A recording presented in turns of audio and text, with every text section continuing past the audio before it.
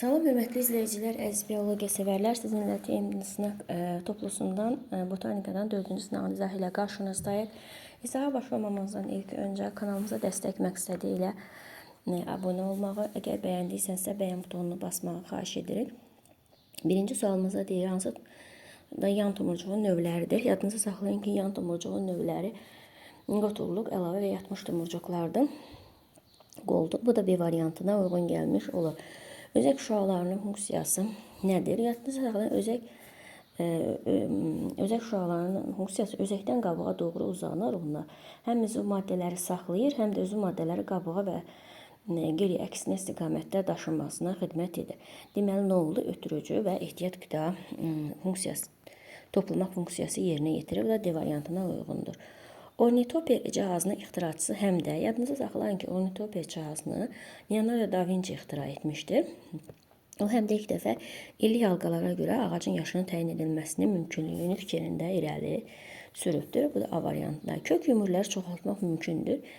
Yadınızda saxlayın ki, jenşendir, göyərgindir, qayma qutudur. Bunları kök yumurları ilə çoxaltmaq mümkündür. Ona görə də burada götürəcəyik D variantı, Georginin. D. Kartof gövdə yumrusudur, yerkök meyvə kökdür, yer armudu da gövdə yumrusudur. Elodeya bitkisinin 3 boğumda olan minimum yarpaq sayı qədər boğumu olan yasəmən bitkisində necə yarpaq saymaq olar? Deməli, Elodeya bitkisi topa düzülüşdür. Topa düzülüşdə də minimum dediyinə görə 3'ü vururam 3'ə neçə eləyəcək? 9. Yarpaq yasəməndə isə nə qədər? Boğumda. Boğumu olan yasəmən. Yasəmən bir boğumda 2 yarpaq var. 9'da vururuq 2 eləyəcək 18. Bu da D variantına uyğun gələcək. Fosfor duzları daha çoxdur. Dəniz quşlarının zılında, çünki balıqla qidalanırlar. Balığın tərkibində də fosforlar daha zəngindir. Dolayı yolla da bu da onların fosforla daha zəngin olmasına səbəb olur. Ona görə də Y variantı. Təkamül prosesində hansı vegetativ orqan daha gec əmələ gəlib? Ümumiyyətlə, yadınıza saxlayın ki, təkamül prosesində gövdə əmələ gəlib, yarpaq əmələ gəlib, kök əmələ gəlib, sonra kök əmələ gəlib, sonra əlavə, köklər də özdə əlavə kök, birinci əlavə kök əmələ gəlir, sonra yan kök, sonra isə əsas kök əmələ gəlir. Hansı vegetativ orqan daha gec əmələ gəlib? Gördüyünüz kimi nədir? Əsas kök ən gec əmələ gəlmiş olacaqdır. Təkamül əmələ gəlmə ardıcıllığını düzün. Deməli, əmələ gəlmə ardıcıllığı birinci gələndə yaranacaq yarpaq. Yarpaqdan sonra yaranacaq, yarpağın üzərində əlavə kökdən yaranacaq yan kök, yan kökdən yaranacaq toxum, toxumdan yaranacaq əsas kök, əsas kökdən yaranacaq qoza. Bu da C variantına uyğun gələcək. 9-cu sual. Torpağın əsas komponentidir. Yadınıza saxlayın ki, çürüntü torpağın əsas komponentidir. Kök üsküyü haqqında verilən fikirlərdən hansı düzgün deyil? Deməli, kök üsküyü meristem hüceyrələrindən başlanğıc götürülüb. Bəli, kök üsküyü canlı parenxim hüceyrələrindən ibarətdir. Bu da düzdür. Bizə düzgün olmayan lazımdır. Deməli, su bitkilərinin kök üsküyü olmur. Bəli, kök üsküyü kökün ən uc zonasıdır. Xeyr, kök üsküyü kökün ən uc zonası deyil, hissəsidir. Kök üsküyü zonaya aid deyil. Kökün ümumiyyətlə 4 dənə zonası var. Bölünmə, böyümə, sorucu, ötürücü. Verilən fikirlərdən hansı doğru deyil? Deməli, yarpağın daxili səthindən xarici səthindən xeyli böyükdür. Bəli, bu düzdür. Bizə də doğru olmayan seç deyir.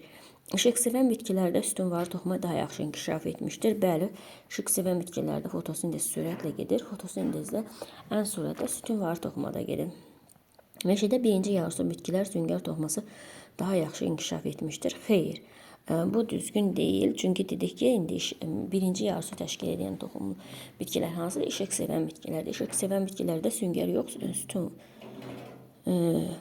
sütunvarı toxuma yaxşı inkişaf edir. Yarpaq damarının əsasını ötürücü toxuma təşkil edir. Bəli, sütunları süngər otu əsas fotosintez həyata keçirməkdir. Bu da bəli. Bir də yalnız elə D variantı olacaq. Bir 3 o səhvdir. Qalanlar hamısı düzdür. Deməli, 12-ci sualımızda deyir, quraqlığa qarşı uyğunlaşmalara aid deyil. B variantına baxsaq, ağacıqlar səthə yaxın yerləşir. Bu ona aid deyil. Nəyə görə? Çünki əgər ağacıqlar səthə yaxın yerləşirsə, daha çox su buxarlandıracaq. Bizə də az su buxarlandırması lazımdır. Digərlərinə baxsaq, məsələn, yarpaqda ağacıqların sayı azdır, bu aiddir. Yarpaq üzərində mum diqqəti ilə örtülüdür, bu da aiddir. Efir yağları buxarlandırmağı, sınması, yarpaqlar üzərində tükçüklərin olması da aid olunur. Əgər yarpaqlar ağızda, dərinlikdə yerləşərsə, deməli bu bitki, yadınıza saxlayın, az su buxarlandıracaqdır və də bu isə quraqlığa uyğunlaşmadır. Quraqlığa uyğunlaşan bitkilər isə kserofit bitkilər adlanmış olur. İki cür vegetativ, iki cür generativ orqanı olan bitki üçün səciyyəvi deyil. İki cür vegetativ orqanı deyəndə yarpaq və gövdə, generativ orqanı deyəndə anteridi və arxegon nəzərdə tutulur. Burada bu bitkilər mamırlar aiddir. Mamırlarda aid olmayan xüsusiyyət yetkin fərdi sporofitdir. Xeyr, mamırların yetkin fərdi gamotofit olmuş olur. Bir kökün əlavə funksiyasına aid olmaz. Kökün mexaniki funksiya kökün əlavə funksiyasına aid deyildir. Burada da Y variantı. Gələn bitkisinin yarpağının 1 mm-də 200 ağacıq olduğunu nəzərə alsaq, 5 mm yarpaq sahəsində nə qədər qapayıcı hüceyrə olduğunu hesablayın. Yadınıza saxlayın ki, bir ağacıq hüceyrəsində 2 dənə qapayıcı hüceyrə olur. 200-ü vururam 2-yə, eləyəcək 400. Bu da 400-ə bərabər olacaq. Yəni 400 dənə qapayıcı hüceyrəmiz var. 1 mm-də 400-isə, 5-də də 400-də vuracam 5-ə, eləyəcək 2000. Bu da B variantına uyğun gələcək. 3 cür vegetativ, 2 cür generativ orqanı olan bitki şöbələri üçün ümumi olan cəhətdir. 3 cür vegetativ orqanı olan, 3 cür vegetativ orqanları kök, gövdə, yarpaqdır. 2 cür generativ orqanı olan biz götürə bilərik anterid, arxegoni, yəni qıcıq kimiləri götürə bilərik və yaxud da ki, götürə bilərik qoza və toxum, çılpaq toxumlar. Yəni qıcıq kimilər və çılpaq toxumlara nədir? Bitki şöbələri üçün ümumi olanı seçək. Toxumla çoxalma. Toxumla çoxalma qıcıq kimlərə aid deyil. Çılpaq toxumlara aiddir. Yarpaqlar məhdud böyüməsi. Yarpaq məhdud böyüməsi çılpaq toxumlara aiddir. Qıcıq kimlər məhdud böyümür. Sonra oagami prosesinin olması aiddir. Yerüstü gövdəyə malik olmamaq. Yerüstü gövdəyə malik olmamaq, məsələn, qıcıq kimlərdə yeraltı gövdə var, yerüstü gövdəsi yoxdur. Ona görə bunda amma çılpaq toxumların yerüstü gövdəyə malikdir. Bunu götürəmək. Kök sisteminə malik olmaq, bəli, hər ikisi kök sisteminə malikdir. Bu ortaq cəhətdir. 18-ci sualımızda deyir ki, ötürücü toxumaların ixtisaslaşması kökün hansı zonasında baş verir?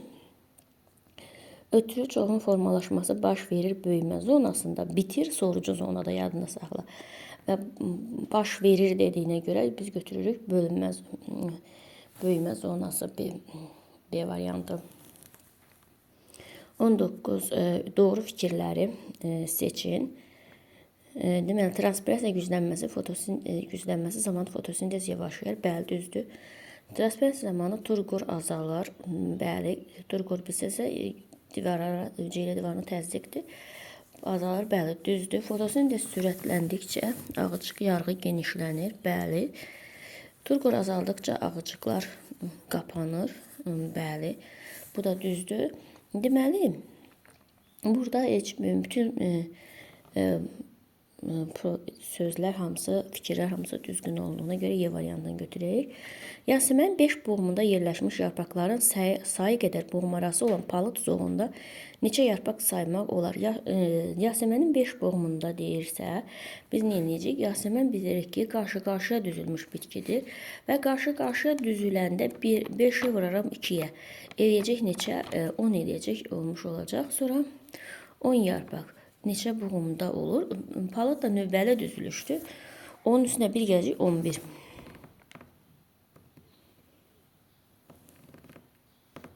Çünki boğum arası deyildiyinə görə növbəli düzülüşdə boğum arası boğumların sayından bir vahid boğumların sayından bir vahid çoxdur. 11 olmuş olacaqdır. Şam ağacının 10 yaşa uyğun illik halqalarının Kambidən 10-cu qatda yerləşir. Bu yarpaqları min neçə dəfə tökmüşdür. Kambidən olan qat bitkinin yaşı. Ümumiyyətlə yadınızda saxlayın ki, belə hallarda bitkinin yaşını tapmaq üçün belə bir düsturumuz var. Kambidən olan qat bərabərdir bitkinin yaşı çıxılsın verilən halqa üstə gəlinsin 1. İndi bizdən nə soruşur? Bitkinin gətirək qoyaq hamısının yerinə. Kambi qatından olan 10. Gətirdim qoydum yerinə 10. Bərabərdir. Bitkinin yaşı bilmirik. X-la yazırıq. X. Verilən halqa neçənci? 10-cu qat. Üstə gəlsin 10. Yox, çıxılsın. Üzr istəyirəm. Verilən çıxılsın. Yəni çıxılsın 10. Üstə gəlinsin 1. Buradan da X da bərabərdir. Mənfi 10, müsbət 1, 9 eləyəcək. Bu 9 da, mənfi 9 da bu üzə keçəndə eləyəcək 19. Deməli, bu bitkinin yaşı 19 olmuşdur. Və minimum neçə dəfə tökmüşdür. Biz bilirik ki, ya bitki, şam ağacı, ya göy yarpaqlarını 2, bir də 3 ildən bir tökür. Minimum dediyinə görə 19-dan çıxacaq, ikisini o deyəcək 17. C variantı. Sonra bizdən nəyi soruşur? Hansı qeyri-cinsi çoxalma üsulu hər iki fərd iştirak edir? İki fərd iştirak edir. Qeyri-cinsi çoxalma üsulunda iki fərd iştirak edirsə, bu ardıcıllıq üsuluna aiddir. D variantı 22-ci sualımıza. 23-də havadakı karbon qazının miqdarı transpirasiyadan asılı. Havadakı karbon qazının miqdarı transpirasiyadan tərs asılıdır. Bu da bir variant. Yəni transpirasiya gücləndikdə karbon qazının miqdarı da azalır. Bu da eləyir. 23-cü sualımızda B variantına uyğun gələcək bu. Bitkidə su və suda həll olmuş maddələrin kökdən yarpağa doğru hərəkətini təmin edən əsas səbəb hansıdır? Əsas səbəb yadınızda saxlayın ki, yarpaqların suyun buxarlandırması B variantı. 25. Yarpaq damarları neçə qrup, neçə növ toxumaya rast gəlinir? Yarpaq damarlarında 2 qrup, ksilema və floema, 3 növ ksilema, floema, bir də mexaniki qrup buna rast gəlinmiş olur. Deməli, olur 2 qrup, 3 növ A variantı.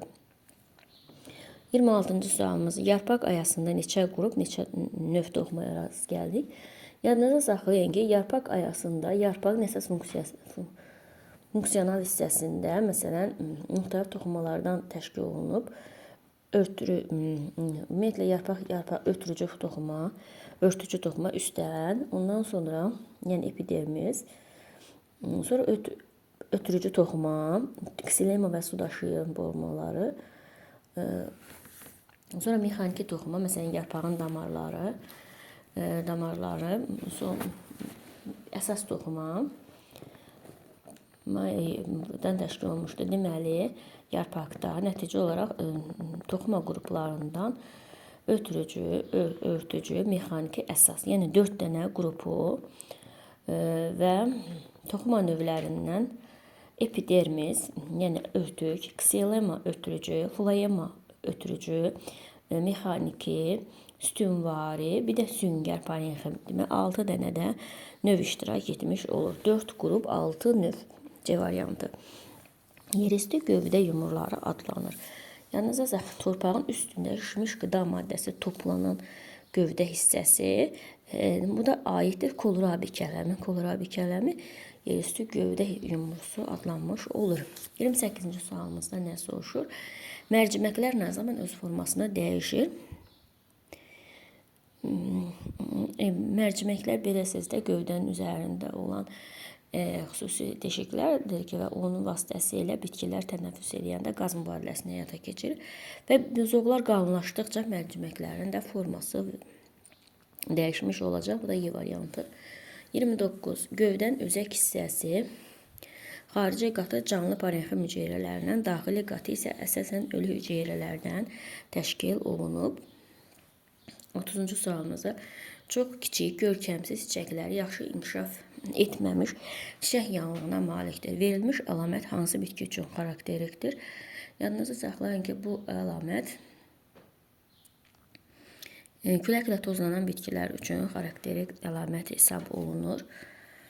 31-ci sualımızda soruşur ki, Yasəmən Nivelleria bitkilərinin zoğları üzərində 13 boğum və minimum 34 yarpaq vardı. Yasəmən zoğunda olan yarpaqların sayını tapın. Biz nə edəcəyik? Birinci, biz Yasəmənin yarpaqlarının sayını x ilə işarə etsək, x Yasəməndir. Elodeyanın da 13 minus x ilə işarə etsək, bu da Elodeyanındır. Bizdən də deyir ki, 34 yarpaq varsa, indi gətirək ki, Yasəmən qarşı-qarşıya düzülüşdü deyə yarpağın sayı 2x olur. Üzərinə gəlirik. Elodeya isə 13 minus x minimum dediyinə görə topa düzülüşdə 3-ə vururuq. Bərabər olur. 30 neçə deyib 4-də. İndi gətirək, açaq bunu tam.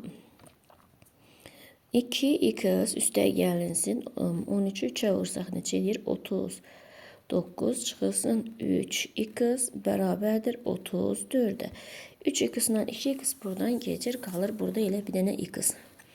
30 bu üzəyə də keçəndə 39 ilə də 34 çıxanda qalır 5. X-imiz bərabər oldu 5-ə. Bizdən nəyi soruşur? Yasəmən zoğunda olan yarpaqların sayı. 5 zoğda 5'i də vuracağım 2'ye eləcək 10. Yəni yarpaqlarımızın sayı da oldu. 10'a bərabər olmuş oldu. Daş sarmaşığı bitkisi. Daş sarmanın əlavə köklərindən istifadə edərək dayağa birləşir. Bu da A variantı düzgündür. 33-cü sualımızda üzərində yapışqanlı damcılar olan qırmızımtıl vəzli tükçüklərə malik olan bitki haqqında səhvi tapın. Nə yarpaq? Deməli, üzərində yapışqan qırmızımtıl. Nə yarpaq, nə də normal kökü olan bitkidir. Bu bir növə malik bitkidir. Arzu çatışması torpaqlarda bitir. Əsasən bu həşəratla qidalanan bitkilərə aiddir. Həşəratla qidalanan bitkilərdə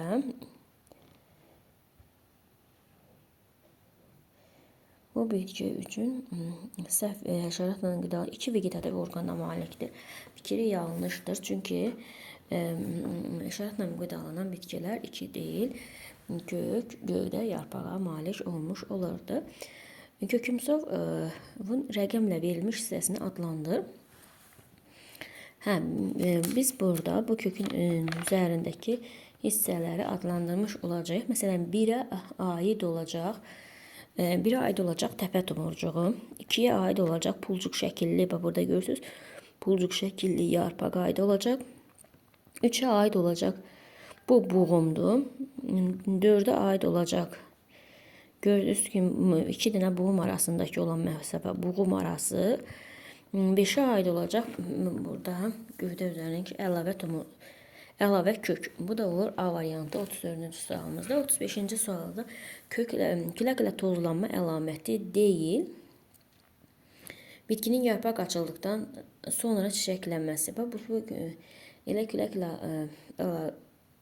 tozlanmaya uyğun olmayan xüsusiyyət budur, B variantı. Çünki küləklə tozlanan bitkilər yarpaq açılmamış çiçəkləyirlər. Soğanaqlı bitkilərə aid deyil. Aid deyil. Qarğa soğanı soğanaqlı bitkilərə buradan aid deyil. Digərləri hamısı soğanaqlı bitkilərə aiddir. Verilən bitkilərin neçəsinin meyvəsindən insanlar qida kimi istifadə edir.